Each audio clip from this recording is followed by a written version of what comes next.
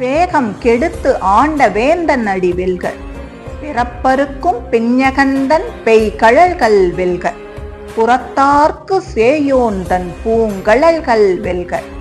கரம் குவிவார் உள்மகிழும் cone கழல்கள் வெல்க. சிரம் குவிவார் ஓங்குவிக்கும் சீரோன் கழல் வெல்க. இறைவன் சொல்ல மனிதன் கேட்பது கீதை. மனிதன் சொல்ல இறைவன் கேட்பது திருவாசகம். மனிதன் சொல்ல மனிதன் கேட்பது திருக்குறள். மாணிக்க வாசகர் சொல்ல சிவபெருமானே தன் கையால் எழுதியதுதான் திருவாசகம். 51 பதிகங்களையும் 658 வரிகளையும் கொண்டது. ஒட்டுமொத்த சிவபுராணத்தின் பயன் என்னவென்றால் பிறப்பற்ற பேரின்ப நிலையை வேண்டுவதுதான் என்கின்றார் மாணிக்க வாசகர். அவர் பாடிய பாடல்தான் இது. என்னுடைய துயரத்தை எல்லாம் போக்கி என்னுடைய மனமானது நிலையில்லாமல் அலைப்பாய்ந்து அதனால் வரும் தீங்கின் வேகத்தை குறைத்து என்னை ஆட்கொண்ட மன்னனின் திருவடி வெல்லட்டும். பிறப்பினை அறுத்து தலைக்கோலமுடைய காலில் தண்டையை அணிந்த பெருமானின் திருவடிகள் வெல்லட்டும்.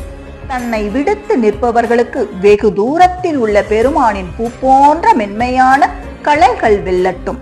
கைகளை கூப்பி வழிபடுவர் உள்ளத்தில் மகிழ்ந்து இருக்கும் மன்னனுடைய கழல்கள் வெல்லட்டும். தலை தாழ்ந்து வணங்குபவர்களை மிக உயர்ந்த நிலையில் ஓங்கச் செய்யும் பெரும் குணம் வாய்ந்தவனுடைய கழல்கள் வெல்லட்டும் என்று மாணிக்க வாசகர் எம்பெருமானை நினைத்து உருகி உருகி பாடியிருக்கின்றார்.